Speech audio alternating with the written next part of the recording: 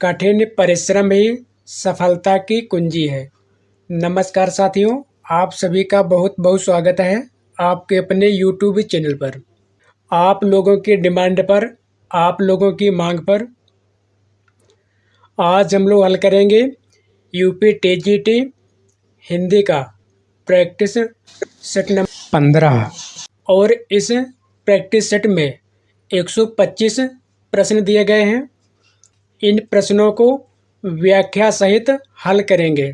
तो चलिए शुरू करते हैं। पहला प्रश्न, विलोम की दृष्टि से असंगत युग्म है, तो इसका उत्तर सही हो जाएगा ऑप्शन डी। तो चलिए अब हम लोग पढ़ेंगे इस प्रश्न की व्याख्या। व्याख्या है शब्द विलोम। अर्वाचीन का विलोम होता है प्राचीन, अजय का विलोम होता है विजय, अद्यतन का विलोम होता है पूर्वतन या पुरातन, अज्ञ का विलोम होता है विज्ञ और प्रज्ञ। अगला प्रश्न देखते हैं। लौट कर आया हुआ के लिए उपयुक्त एक शब्द होगा, तो इसका उत्तर सही होगा ऑप्शन डी। तो चलिए अब हम लोग पढ़ेंगे इसकी व्याख्या। शब्द वाक्यांश।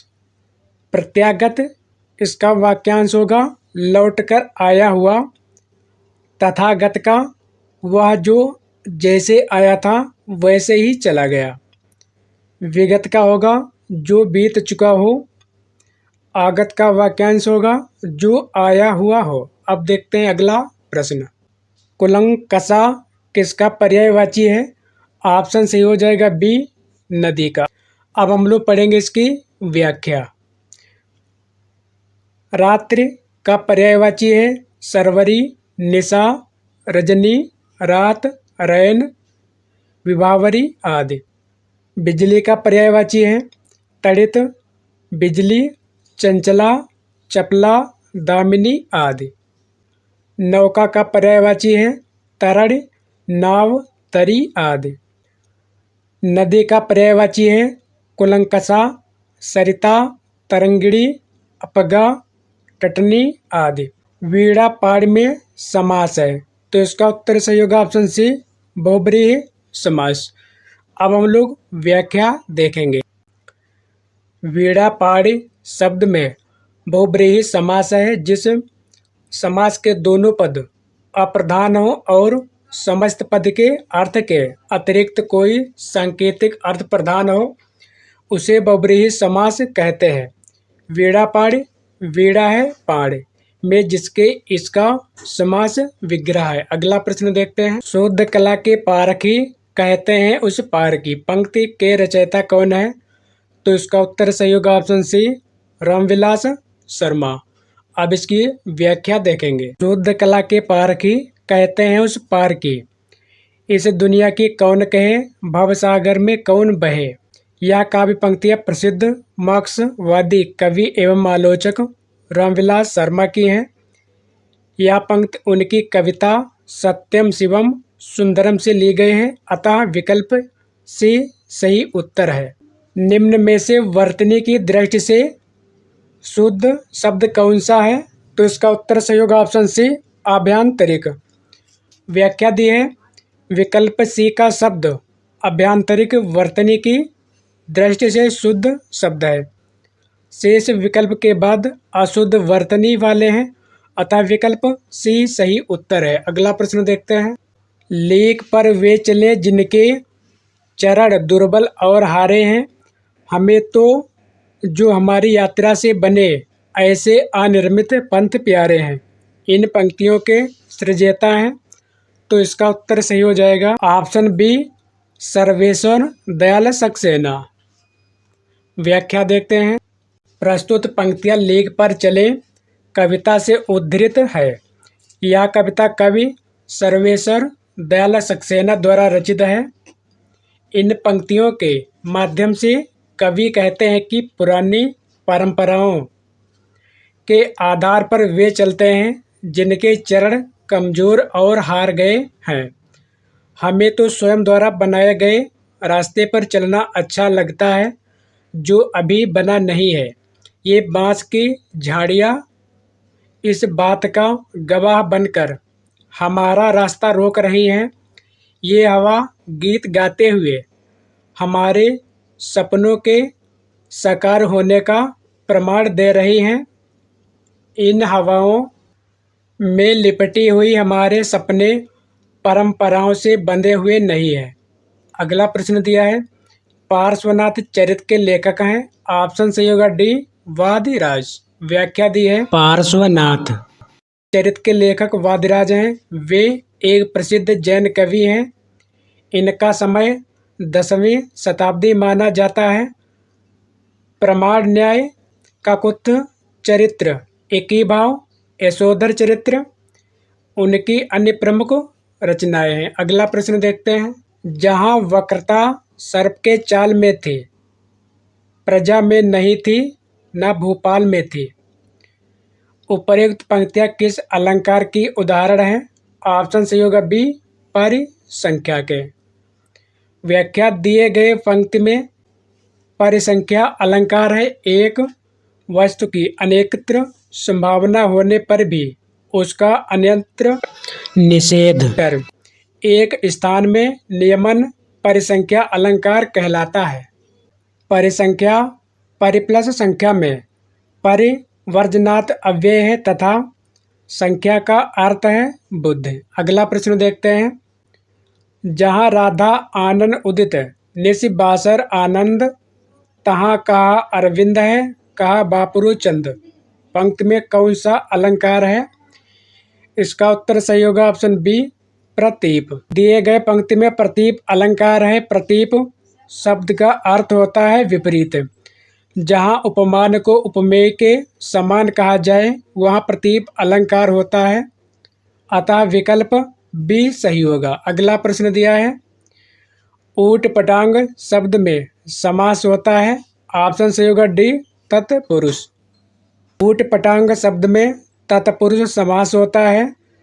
इस शब्द का विग्रह है ऊंट पर टांग अर्थात बेतुका। अन्य विकल्प असंगत है, अतः विकल्प डी सही उत्तर है। अगला प्रश्न देखते हैं, गुरुवे शब्द का सही संधि विच्छेद होगा। ऑप्शन सही होगा डी, गुरु प्लस ए। गुरुवे शब्द का सही संधि विच्छेद गुरु प्लस ए होगा। इसमें अयाद स्वर संधि है, ए, ऐ, ओ, औ का मेल किसी भी भिन्न स्वर के साथ होने पर उनके क्रमशः ऐ, आय, आव हो जाता है। जिस समस्त पद में पूर्व या उत्तर पद की बजाय किसी अन्य अर्थ की प्रधानता होती है उसमें होता है, ऑप्शन सही होगा ए, बहुब्रीहि समास। जिस समास में अन्य पद की प्रधानता होती है उसमें बहुब्रीहि समास होता है।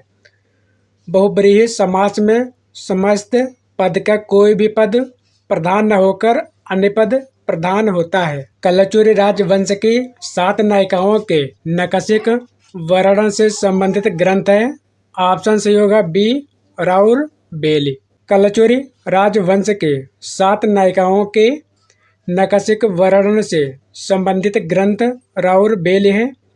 यह ग्रंथ रोड़ा कवि द्वारा लिखित 10वीं सदी का चंपू काव्य है।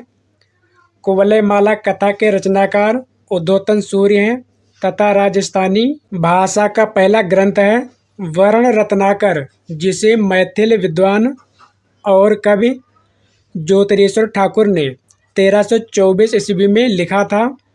उक्त व्यक्ति प्रकरण दामोदर शर्मा द्वारा रचित हिंदी व्याकरण का पहला ग्रंथ है। अगला प्रश्न देखते हैं, ज्ञानचंद्र जैन कृत कथा शेष शीर्षक जीवनी किससे संबंधित है? ऑप्शन बी सही होगा, अमृतलाल नागर। ज्ञानचंद्र जैन कृत कथा शेष जीवनी अमृतलाल नागर से संबंधित है। वर्ष 2006 में कुमुद नागर ने वटवृक्ष की छाया में लिखा, जो कि अमृतलाल नागर की जीवनी है। हिंदी के प्रथम जीवनीकार गोपाल शर्मा शास्त्री माने जाते हैं। जैनेन्द्र कुमार ने 1968 ईस्वी में अकाल पुरुष गांधी जीवनी लिखी। अंतःकरण की वृत्तियों के चित्र का नाम कविता है। यह काव्य लक्षण किसने प्रस्तुत किया? ऑप्शन सही होगा सी, महावीर प्रसाद द्विवेदी। अंतःकरण की वृत्तियों के चित्र का नाम कविता है। यह काव्य लक्षण महावीर प्रसाद द्विवेदी ने प्रस्तुत किया है। वे हिंदी के महान साहित्यकार, पत्रकार एवं युग प्रवर्तक थे। उन्होंने हिंदी साहित्य की अविस्मरणीय सेवा की और अपने युग की साहित्यिक और सांस्कृतिक चेतना को दिशा और दृष्टि प्रदान की। उनके इस अतुलनीय योगदान के कारण आधुनिक हिंदी साहित्य का दूसरा युग द्विवेदी युग के नाम से जाना जाता है। प्रसंग गर्भत्व इनके गद्य की निजी विशेषता है। इनकी भाषा सरल और व्यंजनापूर्ण है। बीच बीच में हास्य और व्यंग्य भी है। यह कथन किसके प्रति है? तो इसका उत्तर सही होगा ऑप्शन डी, अध्यापक पूर्ण सिंह। प्रसंग गर्भत्व इनके गद्य की निजी विशेषता है।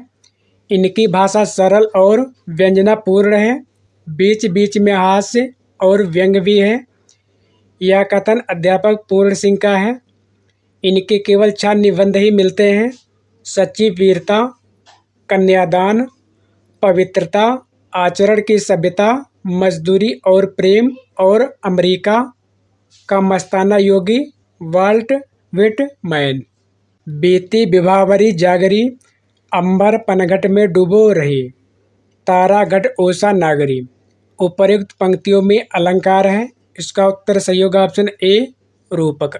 दिए गए पंक्ति में रूपक अलंकार है। रूपक अलंकार वह अलंकार होता है जिसमें उपमेय और उपमान के बीच कोई अंतर नहीं होता है, या जहां पर उपमेय और उपमान के बीच के अंतर को समाप्त करके उन्हें एक समान कर दिया जाता है। रूपक अलंकार के लिए 3 बातें आवश्यक हैं। नंबर 1, उपमेय को उपमान का रूप देना। नंबर 2, वाचक पद का लोप तथा नंबर 3, उपमेय का भी साथ साथ वर्णन। गणनावाचक शब्द अयुतम किसके लिए प्रयुक्त होता है? ऑप्शन सही होगा डी, 10,000 के लिए। 10,000 अयुतम। 1 लाख को कहा जाता है लक्षम। 10 लाख को कहा जाता है न्यूनतम या प्रियतम। मर गया दीपनाथ नामक चर्चित कहानी के लेखक हैं। ऑप्शन सही होगा ए, चंद्रकिशोर जायसवाल। मर गया दीपनाथ नामक चर्चित कहानी के लेखक चंद्रकिशोर जायसवाल हैं। इसकी रचना वर्ष 1997 ईस्वी में की गई।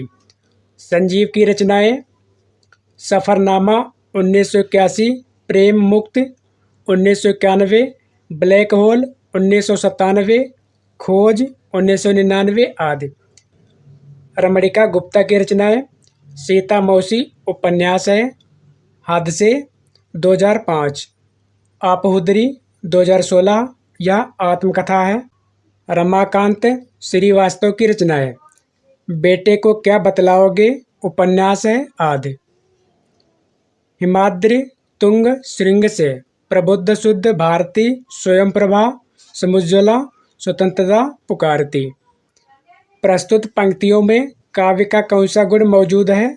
ऑप्शन सही होगा बी, ओज गुण। दिए गए पंक्ति में ओज काव्य गुण का प्रयोग हुआ है। वस्तुतः यह एक प्रणय गीत है जो जयशंकर प्रसाद द्वारा लिखित नाटक चंद्रगुप्त से लिया गया है।